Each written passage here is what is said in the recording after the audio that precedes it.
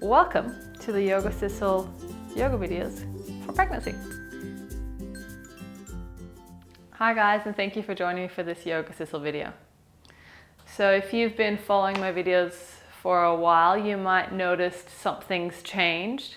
Sitting here with embracing my little Buddha belly. As we make this video, I'm actually just over halfway through my first pregnancy. So it's all very exciting, and it's been an exciting process just following along as my body grows another human being inside, and just observing the different physical changes that happens, and learning to let go and just go with the flow. So I thought I'd make a few videos for you. I'm most likely not the only one who is pregnant and doing yoga, so I thought I'd like to share a little bit of my experience. As I said, I'm now about 22 weeks, so just over halfway. But I distinctly remember first trimester, the trimester nobody talks about, everyone's keeping their pregnancy secret. I was exhausted and definitely made friends with morning sickness. Luckily didn't vomit, but lost my appetite. It was haywire, which probably also added to the exhaustion, and the exhaustion added to the hunger and nausea. Great, what a winning combination. But I also noticed that it really helped to move my body. So there was some things that I could do to just move and keep my body from just seizing up or collapsing into a bit of a lump, even though I felt like I was becoming more and more hunchbacked as the front of my body was getting heavier.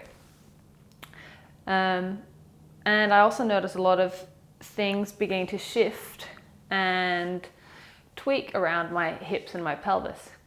So I thought I'd let this video be a little bit of self-maintenance. And this doesn't just have to be for first trimester. I mean, this can be throughout, your entire pregnancy. It can even be when you're not pregnant. It might be nice, just these little things to calm the mind, relax the breath, and move the body. So let's get started. I am seated on a bolster. It can be quite nice to lift the pelvis so that the knees drop down below the hips, and you just sit a little more upright with a little more ease. So yoga bolsters are really good. It looks like a long sausage, but you can sit up on any sort of cushion that you feel gives you support, or a yoga block, and then sit yourself comfortably. Rest your hands on your lap and just close your eyes. And you'll notice that when your hands are resting on your lap, your neck and your shoulders already begin to feel more supported, and they can let go a little more. And then just let the breath move in and out through your nose.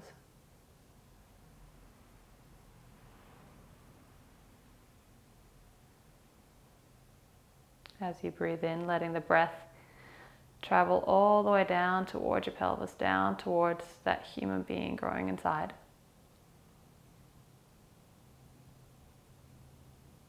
And then gently letting the breath move out.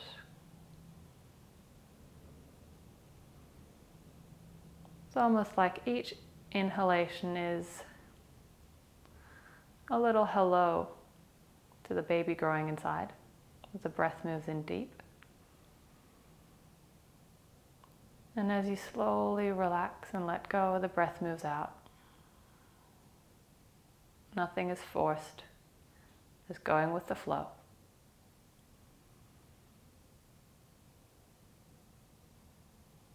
And just keeping your eyes closed a few more moments.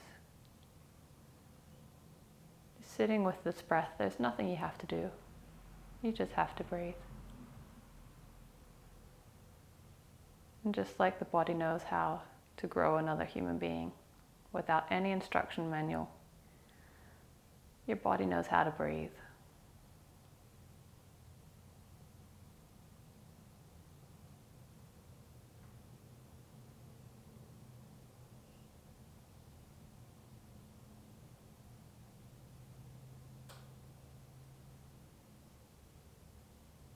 Taking a last beautiful breath in and out through your nose. And then slowly opening your eyes. And that might already have helped a whole lot. It might not. It's okay. And then we add on a bit of movement. So inhaling, nice big stretch. Get your arms really long.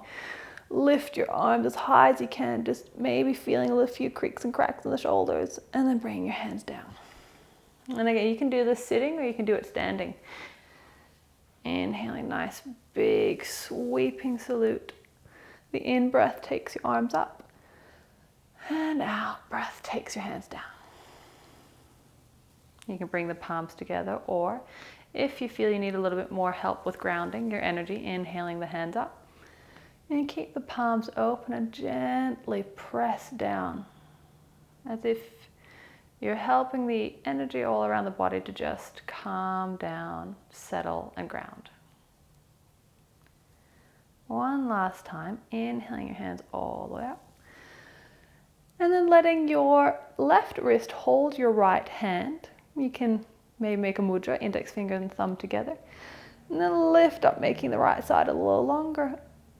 And just lean a little to the left. And you can either look forward if that feels okay on your neck, or if it feels okay, you can look out past your armpit. And then you're just going to let the arms drop. And again. And just these nice movements of the arms as you salute can help. And then you hold the left wrist and you lean to the right. Make sure your hips feel really heavy and you press down through the opposite hip. So as you lean to the right, you press down with the left hip. And again, letting the hands drop down. Lifting up. One more time, holding on to your right wrist, leaning to the left.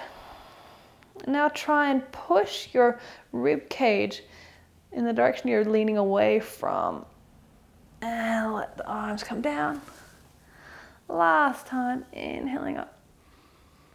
And then push your rib cage to the left and lean to the right. And down. And again, so we just keep the movement into the shoulders. Now we're going to bring the hands behind. Interlace your hands behind you. And really bend your elbows. So if I show you from the side, bend your elbows. And then you squeeze your shoulder blades together even more. If your elbows are locked out, it can put a lot of pressure onto your elbow joints. And when you're pregnant, you try to want to ease off too much strain into your joints. So bend your elbows and use a little bit more muscle to squeeze your shoulder blades together, which is really good. It's going to be very helpful for when the boobs get really heavy, and especially breastfeeding and we start to collapse forward. So engage in the muscles along your back.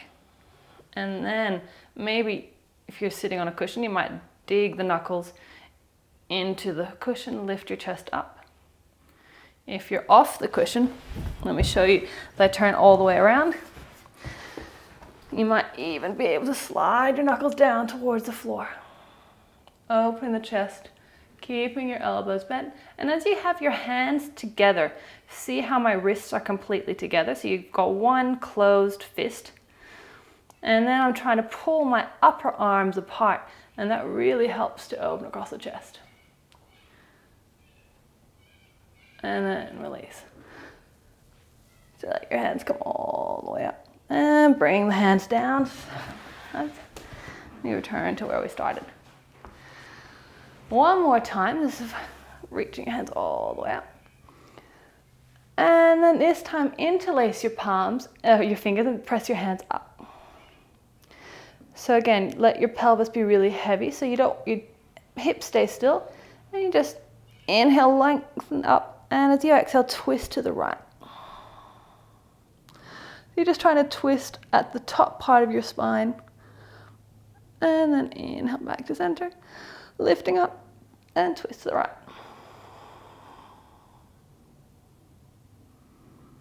And come back to center. And release.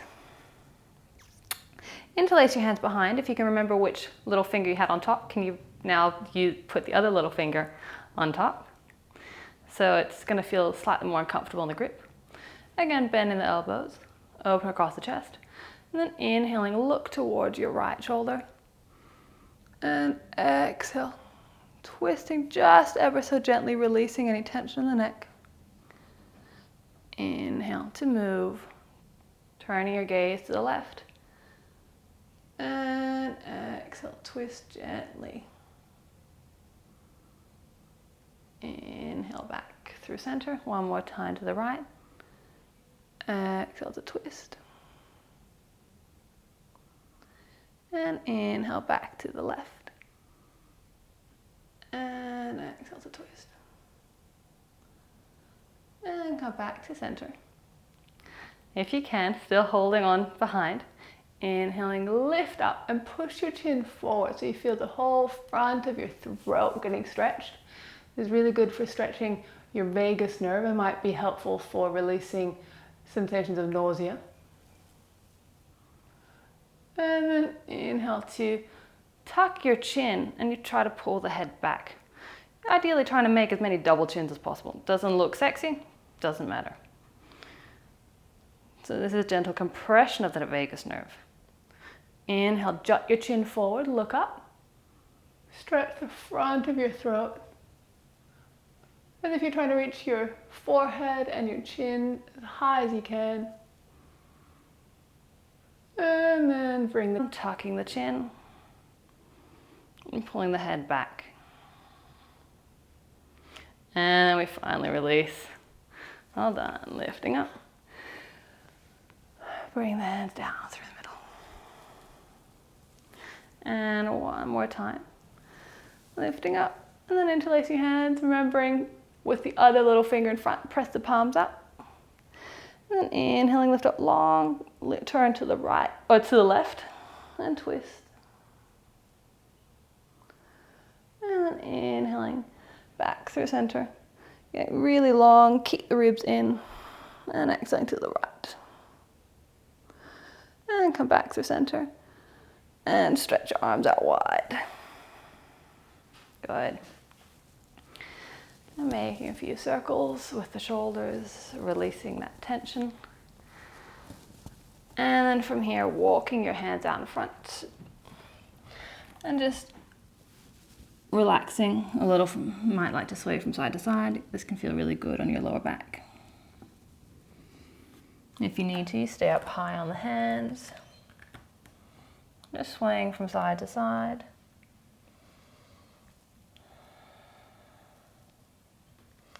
Moving with the breath can be really good as well. Slows your movement and slows your breath. You inhale and you exhale. And then you might like to walk your hands all the way around to the right. A little gentle twist. But again, the bigger your belly gets, the less you're going to be able to twist, and you don't want to compress too much. Even in the beginning, in first trimester, you don't want to be squashing too much around the uterus. And then we walk around to the left. And come back to center. So that might have helped a little on your lower back, and your upper back, your chest, your neck, your shoulders. Something else I really noticed was the shifting around my pelvis. Now, pelvic stability is really important while we're pregnant. So a great way to maintain pelvic stability is by doing something called the pelvic reset. So for this, you're going to want to be able to lie down flat. It's a great idea if you have a yoga strap and a yoga belt.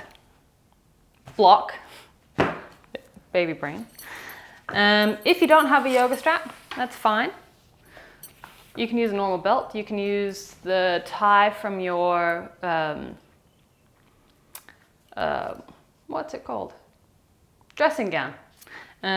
Or just a normal leather belt. You can use a block. You don't have to. It can make it a little easier, but it's not necessary. You can also just use a book. And then, before you lie down, just making sure the belt is looped. So that's not going to go anywhere. And then from here, lie down onto your back.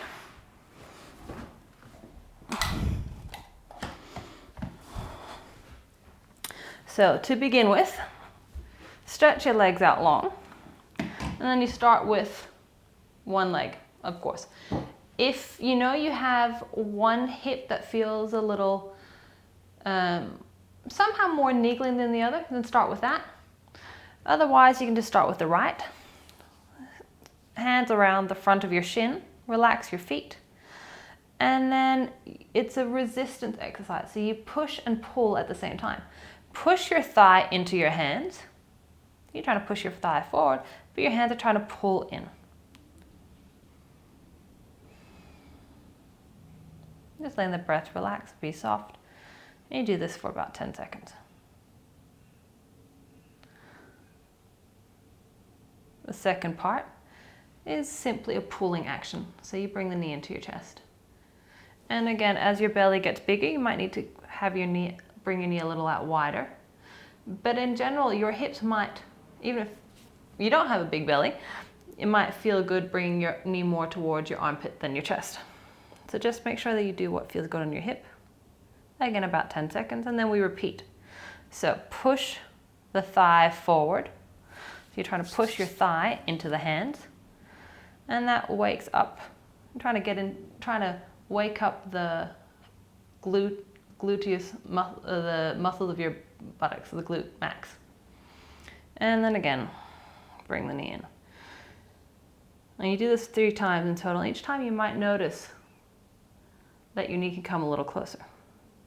Last time, push your thigh forward. The hands pull in.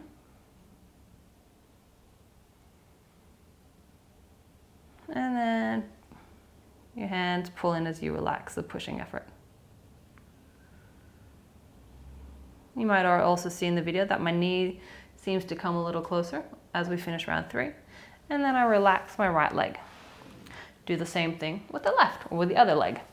Hands around the shin. And if you can't reach the shin, you can always hold on to the back of your thigh. And again, we start with a push-pull. So you push with the leg and pull with the hands. We're trying to get into the top muscle fibers of your buttocks. And then pull the knee in.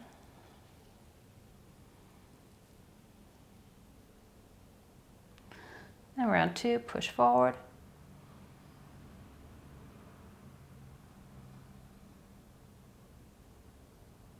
And pull in.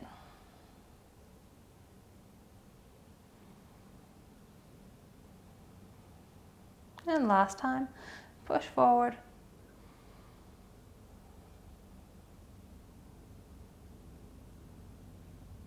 And pull in. You can also intensify each round, make your effort a little more. So you start like at 60% effort, then 70, then 80. And then you relax that leg. You can pause for a moment, and you can even notice if that has created any different sensations around the front of your hips or the back of your hips and the back of the pelvis. And in the second part of this pelvic reset, we use the block and the strap. And this is really great. You don't have to be pregnant to do this. This is great for everybody to do, to keep your pelvis stable and supported and happy and healthy. Good. So we want the block in between the knees and the strap around the block. So then we pull it all in tight. There. So again, there's 2 different sections. For the first part, push out. So you're trying to push your knees out against the straps. That engages the muscles around the outer hips.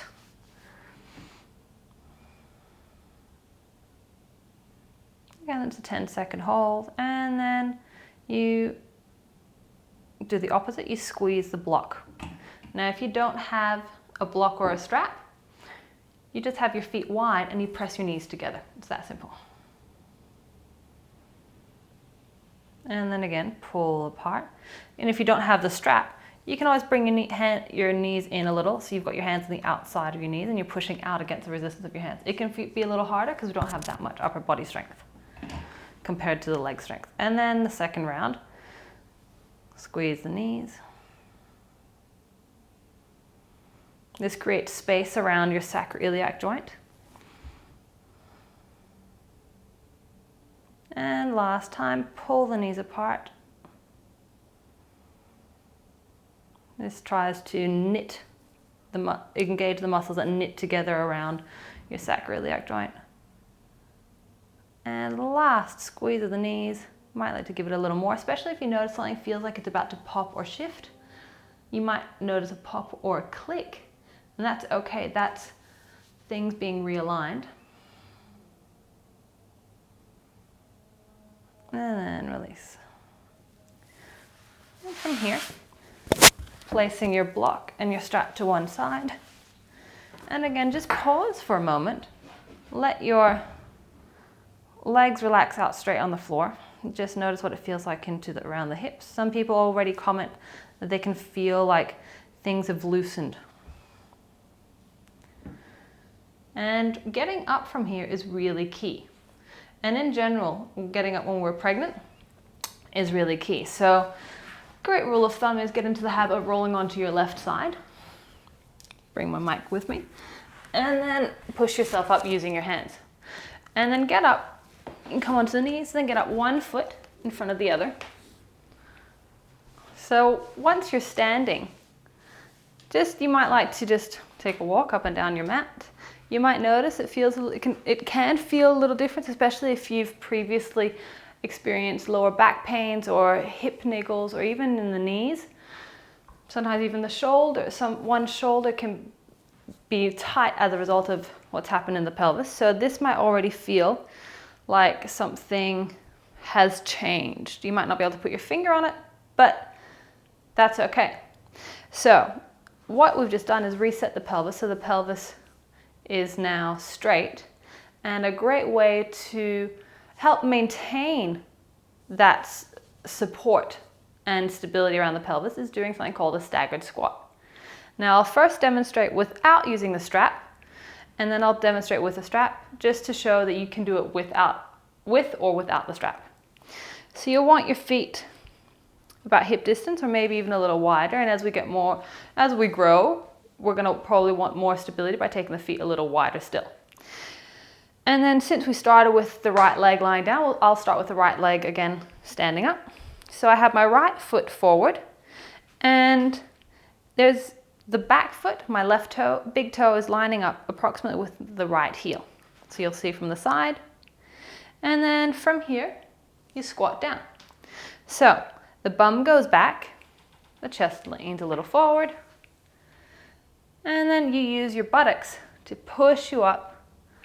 You can add on the arms if you like, stretching up, press the back heel down.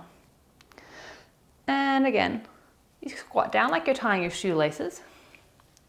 Let the back heel lift. And again, using your buttocks, squeeze to push yourself up. Using the biggest muscle in the body, stand up and you press the heels down. And one more time. So this is really good for building strength into those big muscles that we need to support us also during labor, reaching up and down. So if I show you from the front, again, squatting down. So you go down as far as it feels good in your knees. If your knees don't feel so good, you can stay up high, but don't lean more forward. You want an even bend at the hips and the knees. So it's like you're a harmonica. Come all the way down. You might also notice that I have to look at my knees. Oh, I'll do it really, really slowly. And especially the back knee might buckle a little. And that's where it can be helpful to use a belt.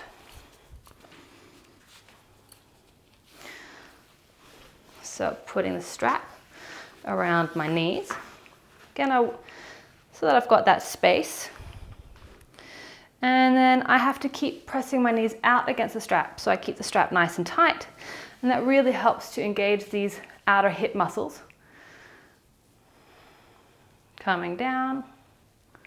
And then squeezing the butt. Push up. You notice that this becomes even harder.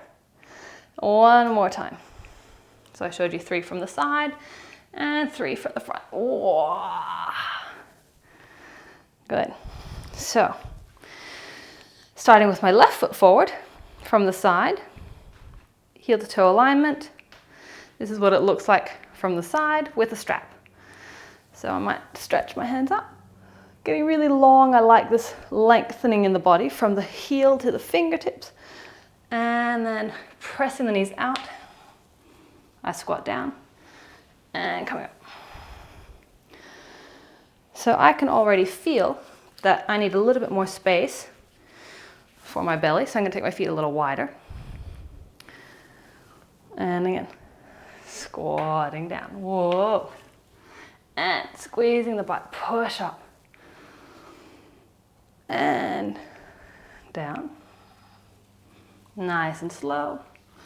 Inhaling up. Good, and if I show you from the front, left foot forward, what do my knees look like? Inhaling up. Nice and slow. If we go too fast, we sometimes lose control, and we want the whole body to be focused and engaged. Up.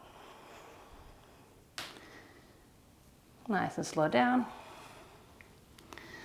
Nice and slow up. Last time. Nice and slow down. And nice and slow up.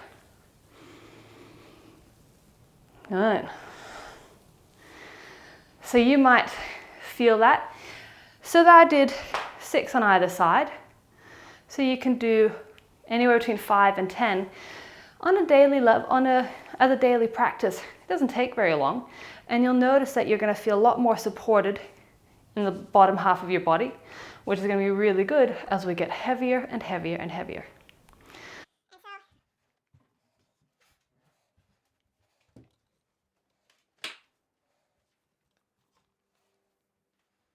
Something else I also noticed during the really queasy days of first trimester was that I didn't always like having my head down.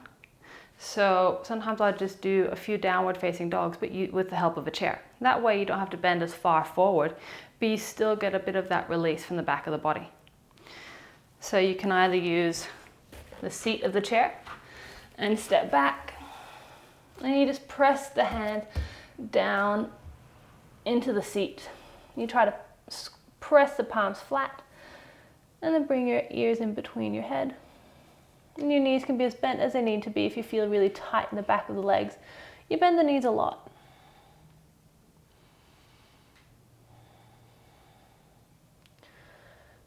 And if that's too much to have your hands on the chair, you can have the hands on the back of the chair as well, and it's the same principle. You just don't come down as far.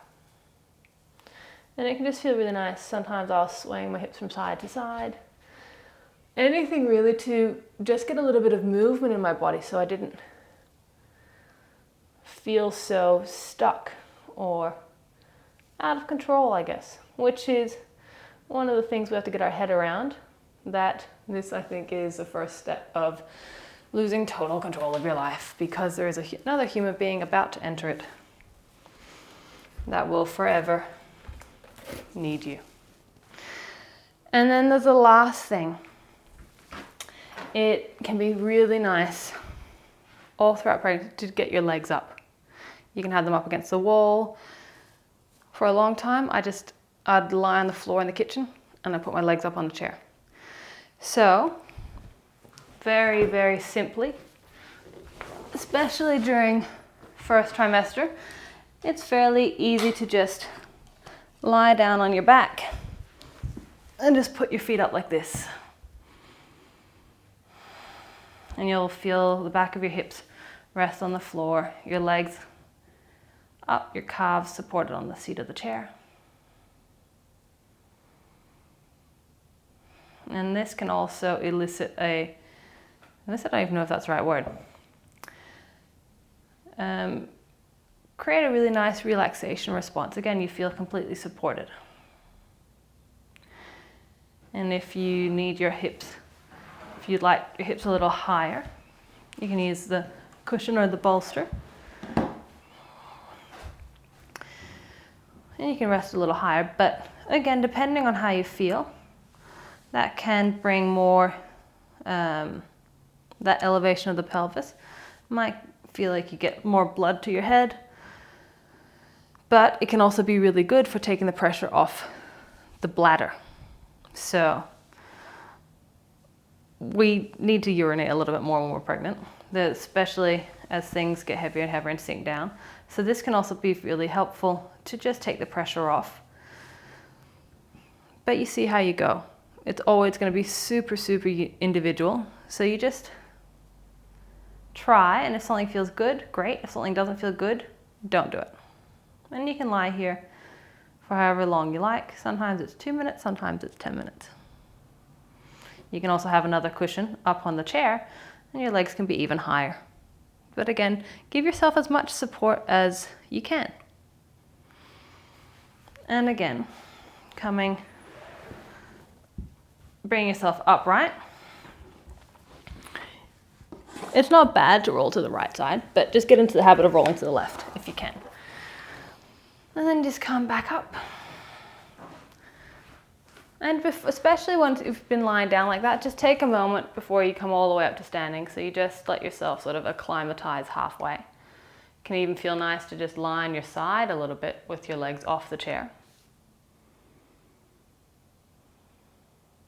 And when you feel ready, you stand up. You thank yourselves for giving yourself just a little bit of time to yourself, and then you go off on your day. And I thank you for joining me. Namaste.